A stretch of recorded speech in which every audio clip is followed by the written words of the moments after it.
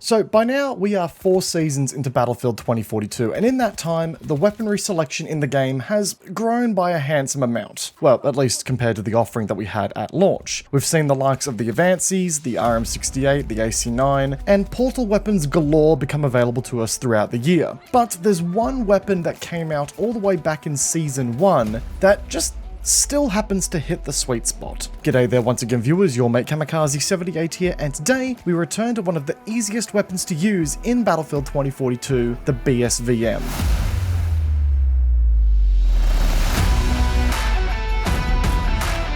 So, the BSVM. I'll be honest, I've been kinda sleeping on this thing for a while. I remember unlocking it in Season 1, using it briefly, but then I took some extended leave from the game because, I mean, well, why the hell wouldn't you at Season 1? And then I also got distracted by all the other shiny stuff that started to come out after that. But well, I've recently tier 1'd the RM68 and the AEK971, the new hotness if you will, and I figured I would make a return to this little number just for a little bit of fun. And in doing so, I realized that I never actually got around to making a video for this weapon, and I was also curious as to how it held up now that we had a bunch more guns in the game. Was it still a suppressed beast, or did it have the stopping power of a wet noodle comparatively to some of the other weapons in the game now? Well, it didn't take me long to work it out, guys, and yeah, look, the BSVM is still nothing short of absolutely busted. Truth be told, it doesn't really feel like it has much in the way of a downside in the grand scheme of things, especially once you start unlocking more and more attachments for it. Want to use it as a high-powered DMR that can 2-tap opponents in the head out to stupid distances? This gun's got you. Want to use it as a small magged assault rifle that can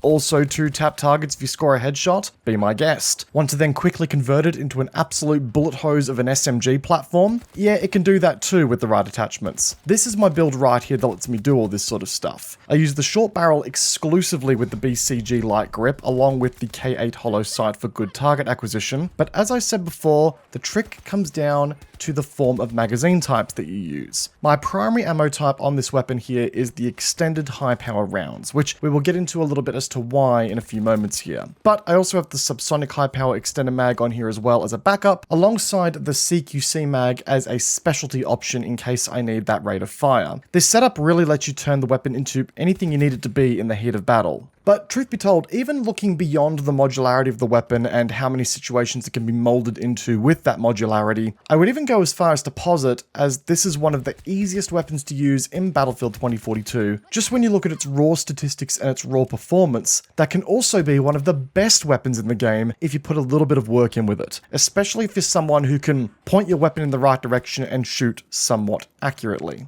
And I put that little caveat there because, well, I don't want to completely oversell the weapon here. When the weapon is at its best with the high-powered rounds loaded, it leaves us with a pretty slow rate of fire, only 399 rounds per minute. A rate of fire of that speed is going to punish a missed shot pretty badly. In fact, it will probably get you killed if you miss a shot with this weapon. And on top of that, the smaller magazine size means that missed shots are always going to feel more painful for you in the magazine economy side of things. Battlefield 2042 is a game that funnels a lot of people together really close, so having a good magazine economy will go a long way. So noting that, is the BSVM the easiest weapon for a brand new player to just pick up and use? No, not quite. If you're in that category of player, you're going to learn some hard lessons if you use this thing being incredibly new to the game, and you're going to learn them pretty quickly. But if you can dial in that crosshair placement, you'll really start to see some quick and snappy kills come your way. You see folks, when you have the high-powered rounds equipped, the weapon only requires 3 shots all the way out to 75 meters to the body to score a kill. And if you make one of those shots connect with the head of your enemy, you've actually got a consistent 2-shot kill out to that same distance. So keeping your rounds on target with this weapon is going to reward you with a pretty sweet time to kill here. Based on some testing in the firing range, it comes in at around about 244 milliseconds for body shots, or 111 milliseconds if you manage to score that 2-shot kill. So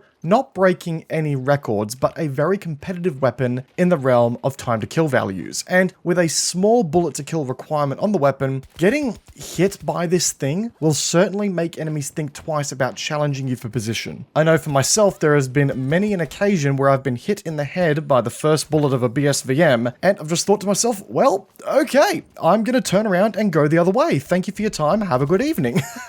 But yeah, the point being, once you get your crosshair placement down pat, it really does become one of the easiest weapons in the game to get kills with. But what's to say you can't take it to the next level here? You see folks, once you unlock the high-powered extended magazine attachment, you have 20 rounds to take advantage of per mag. Doesn't sound like a lot, but combine that with the best case scenario of 2 shots per kill, or 3 shots at a worst case scenario in CQC, that leaves you with anywhere between 6 to 10 kills per magazine. And because of the weapon's slower rate of fire, it's actually incredibly easy to really min-max the ammo count per magazine here with the BSVM. And to clarify what I mean by that, is getting your muscle memory really in tune with knowing when to let off the trigger so as to not to waste any ammunition on a kill. It's a common thing to do with higher rate of fire guns. You know, we often dump rounds into an opponent, he drops, but you always end up dumping a few extra rounds downrange because, well, your reaction time in combination with the amount of lead you're actually sending downrange is going to result in some wasted ammunition per magazine. That's just how things have always worked in first-person shooter games. But with slower firing weapons like the BSV-M, you tap someone in the head twice and you use that slower rate of fire to be more precise with your trigger finger and move to the next target nice and quickly with ample rounds to spare. I would argue that of all the weapons in the game, once you get the crosshair placement down pat and you can score those 2 shot kills, this is probably one of the easiest weapons in the game to achieve a peak magazine economy with. Again, the slower rate of fire may seem a bit like a curse to a lot of people, but if you learn to manage it effectively with your magazine size, it's hands down one of the weapons with the best magazine economy in the game for scoring kills per reload. So yeah, it does take a bit of stuff to get the most out of the BSVM, so much to the point where it doesn't actually sound that easy to use, right? And to a certain extent, I agree that's true, but for someone who has climbed the first couple of hurdles of being a first-person shooter player and has a little bit more experience under their belt, I truly believe that this is one of the easiest weapons to use in Battlefield 2042 when it comes to achieving the best that you possibly can. I haven't even really talked that much about the cone of fire and recoil performance of this weapon. Truth be told, there's a reason for that. Recoil-wise, there's absolutely nothing going on here, and as far as your cone of fire bloom is concerned, just burst it like any other weapon in the game and you'll do just fine. But yeah, all of the points point towards this weapon, with a little bit of patience, doing some absolutely wild shit in this game. I mean, take a look at this gameplay that we caught on one of my most recent live streams right here on YouTube.